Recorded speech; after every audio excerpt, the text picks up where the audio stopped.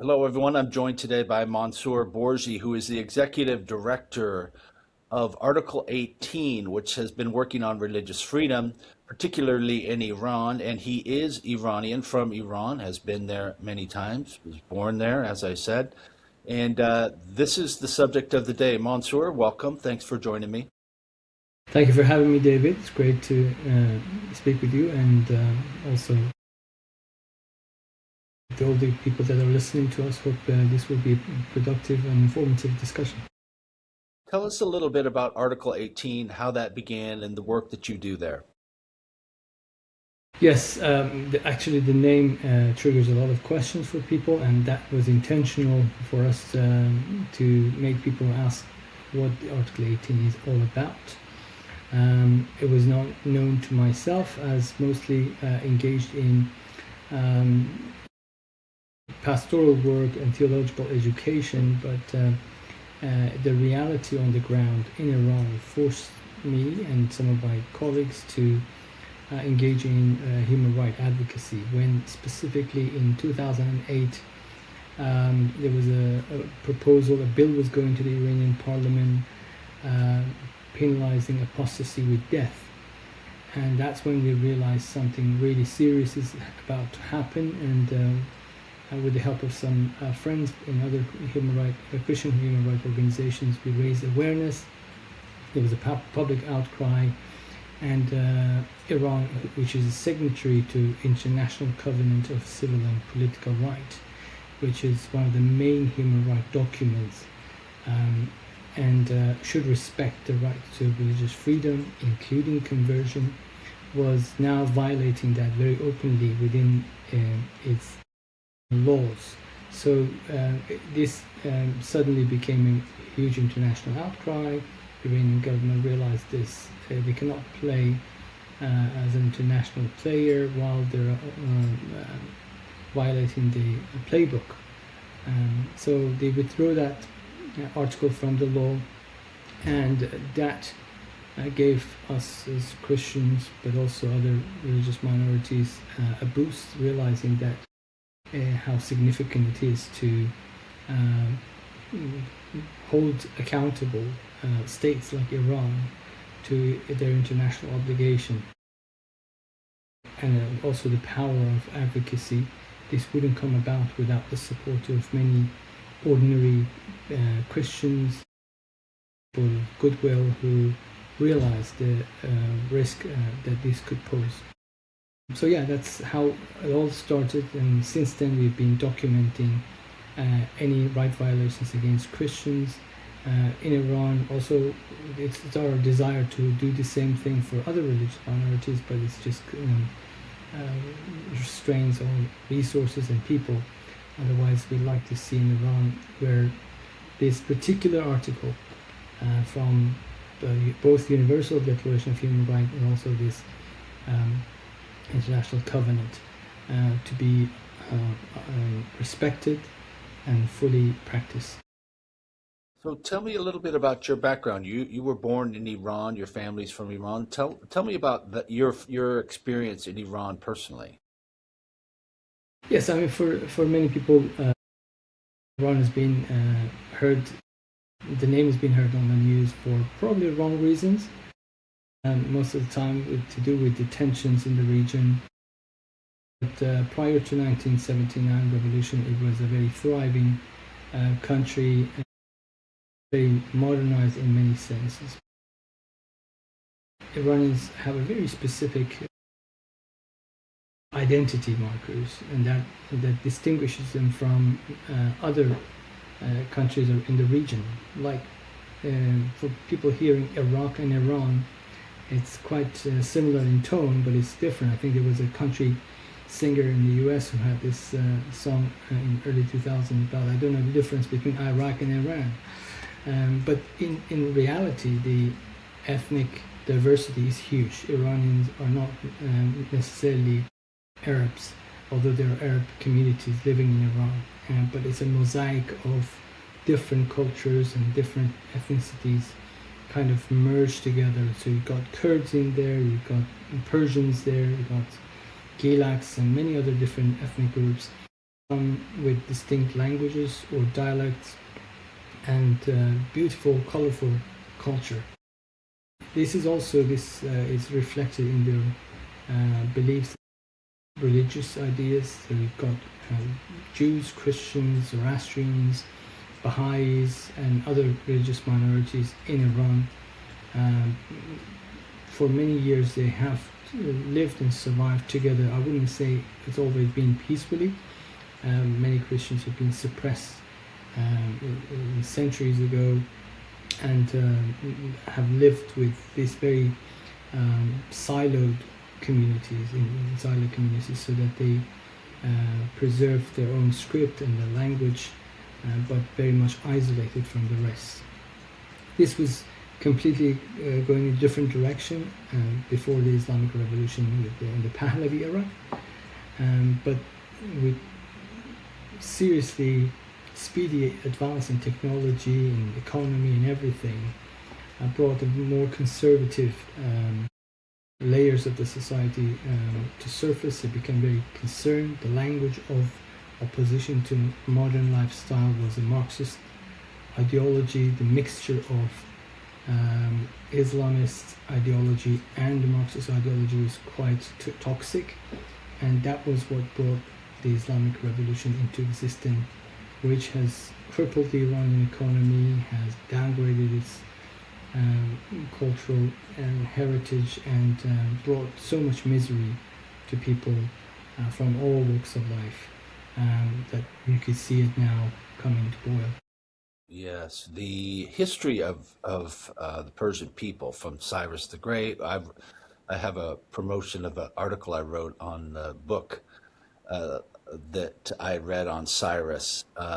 Interesting history, and then of course the Shah, who and his father before him, who there. You've had a history, Iran, of of a kind of constitutional system and constitutional monarchy, obviously. And then the Islamic Revolution comes in, and it's interesting that you said that there's a kind of a Marxist element to the Ayatollah's rule. I had not seen that before. And how do you see that played out? Is it in a centralized economy, or how does that work? First of all, an interesting pickup on the history. You mentioned Cyrus the Great. In fact, if you ever go to New York and walk into the UN building, you see this transcript of Cyrus the Great cylinder, some recognizing it as the first declaration of human rights, where in biblical narrative, once he conquers Babylon, it allows people that were captives to go back to their home, rebuild their religious and community life, and allows them freedom. And that was quite unlike many of the other conquerors in those times. And throughout the Iranian history, when especially after the conquest of Islam and Islamization of that part of the region, this identity has always been in conflict, being an Muslim and being an Iranian. And during the reign of Shah, he tried to restore that national identity based on the history of Achaemenid Empire and Cyrus the Great itself. And this brought a lot of conflict with those who were strongly emphasizing the Islamic identity of the Iranians. And this had given them quite a prominent place in the Iranian society. They were the ones who were gatekeepers when you would go to the judges.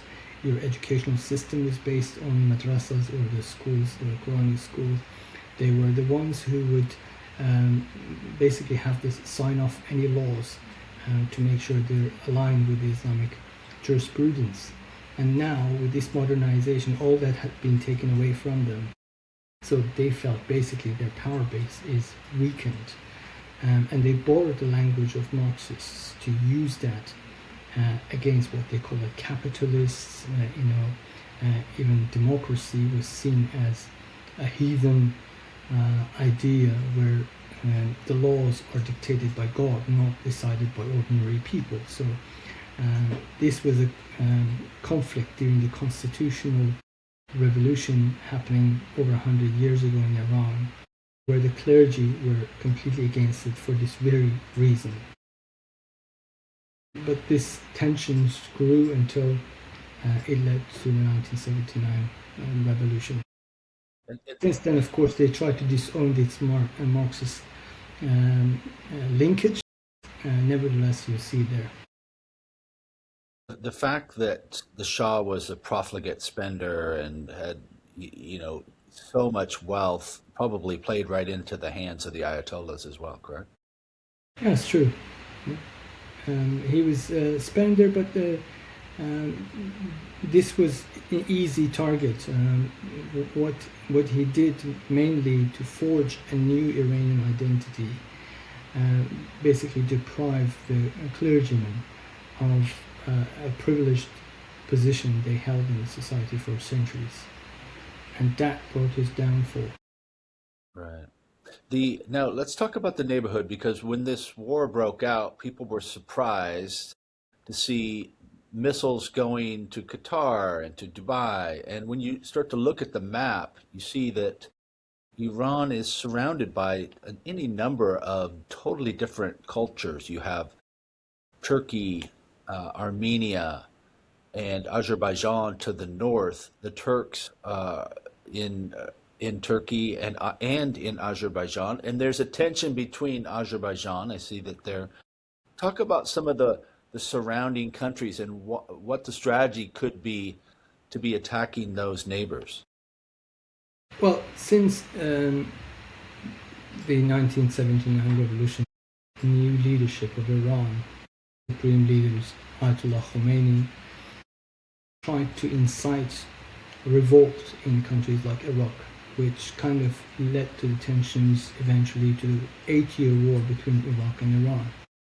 Iraq is predominantly Shia country, yet it used to be run by a Sunni ruler, that's Saddam, whereas Iran thought this, they have the potential now, they have victoriously managed to overthrow this monarchy regime, and this could be done in any number of other countries. So this was quite an alarming thing for the neighboring countries.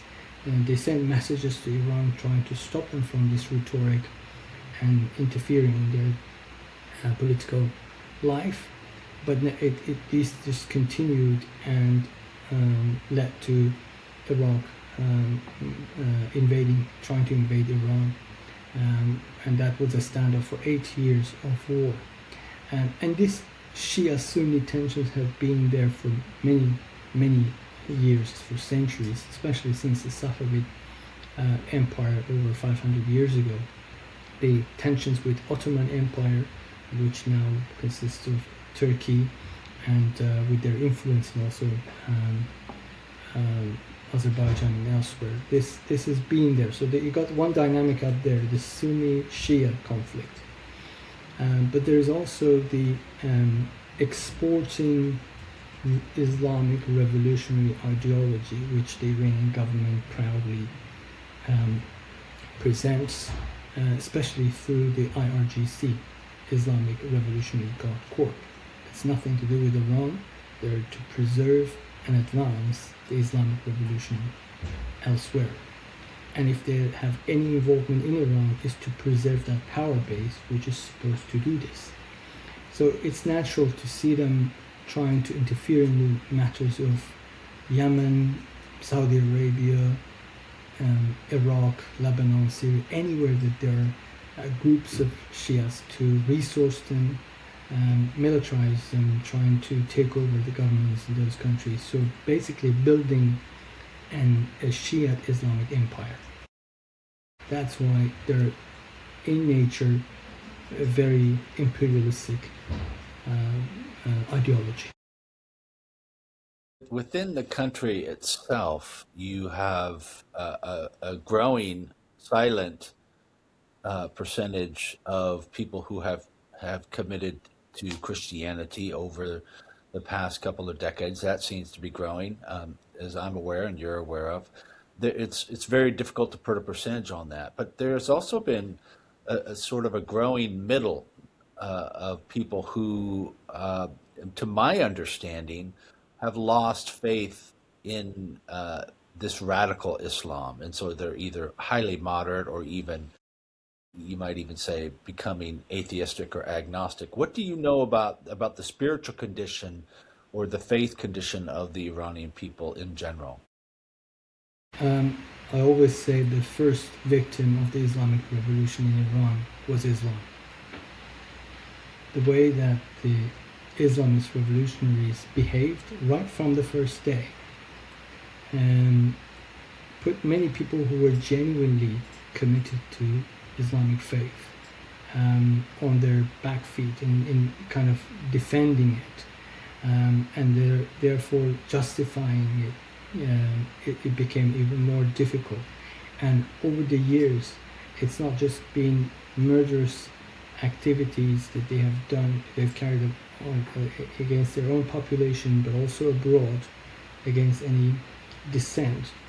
It's also the corruption, the total loss of moral base has led to this deterioration of this place of Islam, particularly Shia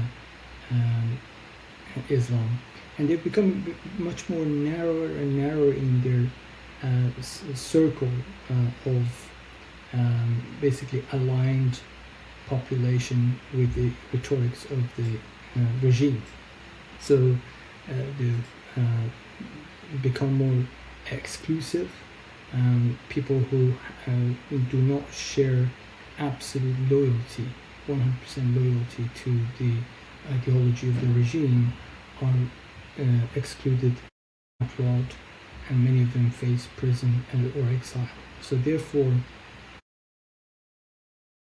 this disillusionment has been very much acknowledged, especially since 2020, when at least one scientific survey carried on by some university professors who showed that majority of the Iranians actually have different views than Shia Islam. I think it was 32%, if I'm not mistaken, around that region of 30% that identified themselves as Shia. The rest were either agnostics, atheists, considerable number identified themselves with Zoroastrianism, that's the ancient Iranian language, and also 1.5% identified themselves as Christians. If you extrapolate it with the number, with the sample size, it comes about 750,000 to 950,000, somewhere between that. Now, I've heard estimates that number is quite a bit higher, but so you're looking at the low end of the estimates on that. I'm looking at the low end. That still is an incredible number. 750,000. This is while the number of Christians in Iran prior to Islamic Revolution was only 300,000. And the force of migration and many of the Armenian and Assyrians leaving the country has reduced their numbers to less than 100,000, while the country's population has doubled. The number of traditional churches and Christians have dwindled down to 100,000. Yet you've got the 700. So what's the gap between the 100,000 to 750,000? This is the lowest estimate.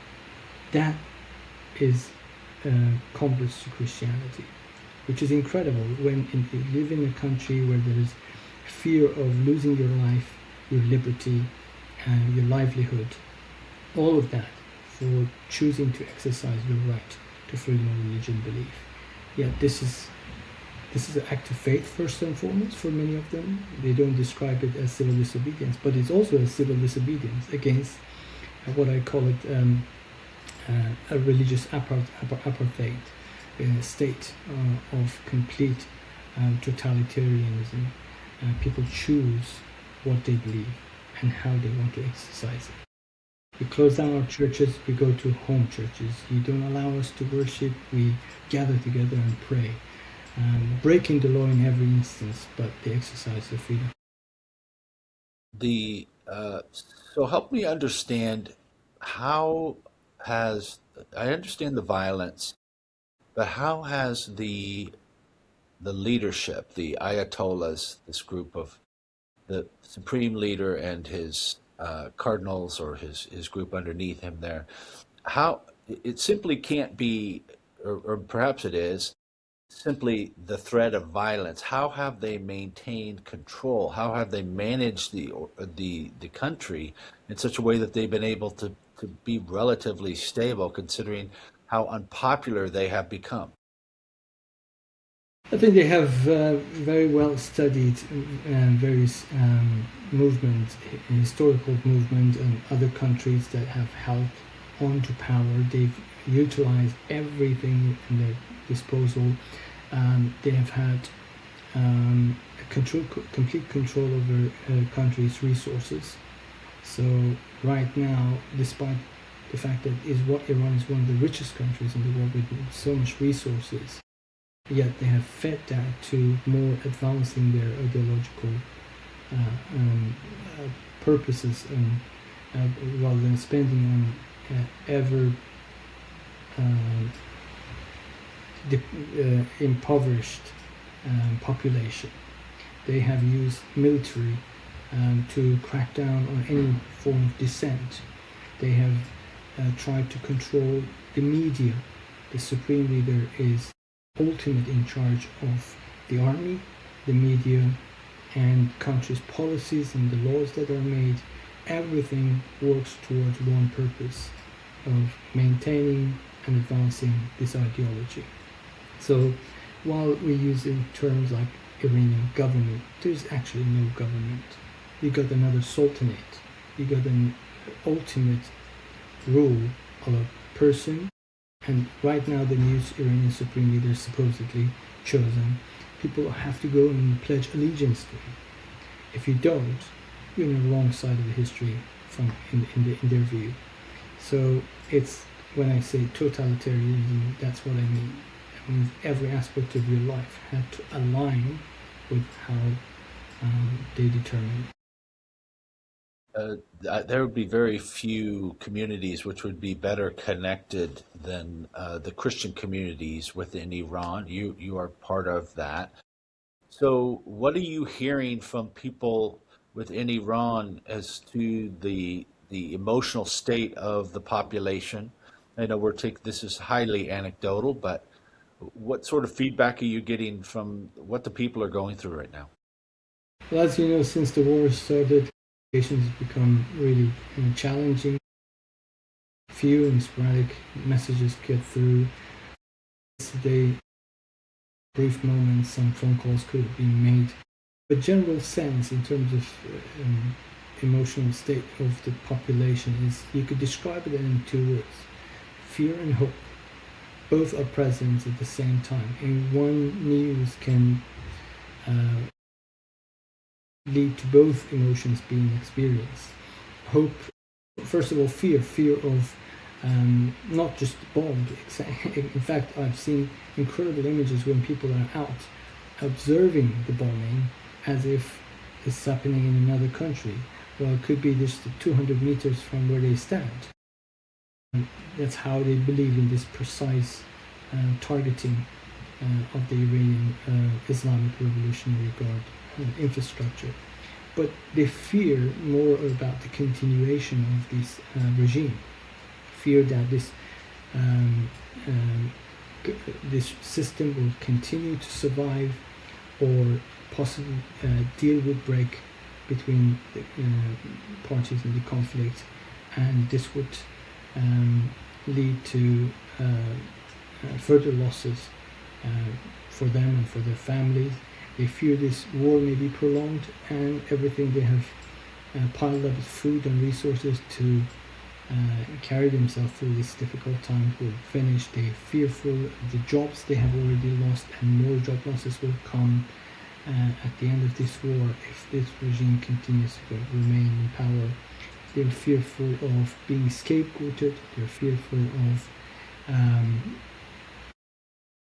they're prisoners. Many thousands of Iranian protesters, early January protests, are still in prison, and they feel some sort of revenge, retaliation against them.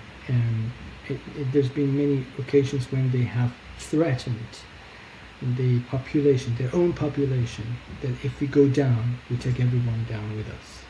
And that you see in how they're throwing missiles and drones against neighboring countries, see how they would act towards a defenseless population in Iran.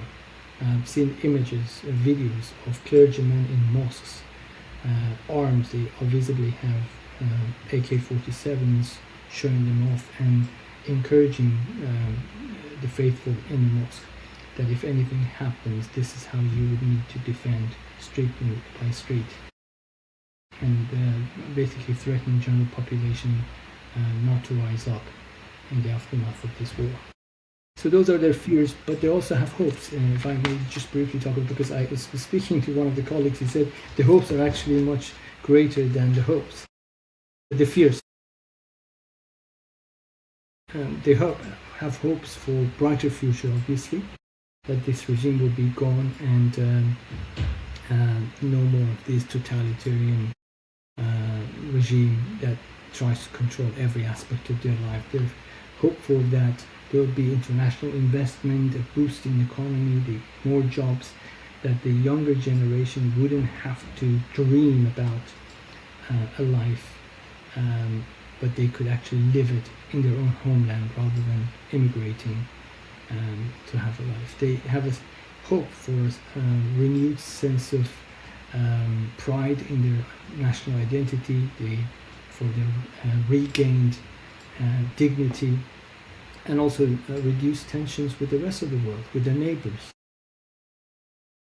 And this is the aspiration, these are the hopes that keeps them alive during the bomb. Short messages just reads, please pray, this will be over soon, but the way we want it, not the Islamic Republic. Amen. Let it be so. Well, thank you so much for this time we've had together. How could people find out more about Article 18? Well, they can go on our website, article18.com. It's all letters, no digits. And they can also sign up for the monthly newsletters that comes with the most urgent news and updates. Christians, we invite them to adopt one of these prisoners of conscience, Christians who have been arrested and detained simply because of practicing their faith. It gives them immense hope to know that they're remembered, they're not forgotten. And there are many different ways that we ask them to engage when there is an opportunity for public advocacy. We ask people that are adopting these prisoners to actively get engaged and feel they have a part in bringing freedom to the oppressed. I love that. I love that idea. Adopt a prisoner in Iran. Pray for them. Help them. Thank you, Mansour. Appreciate it. Thank you, David. Much appreciated.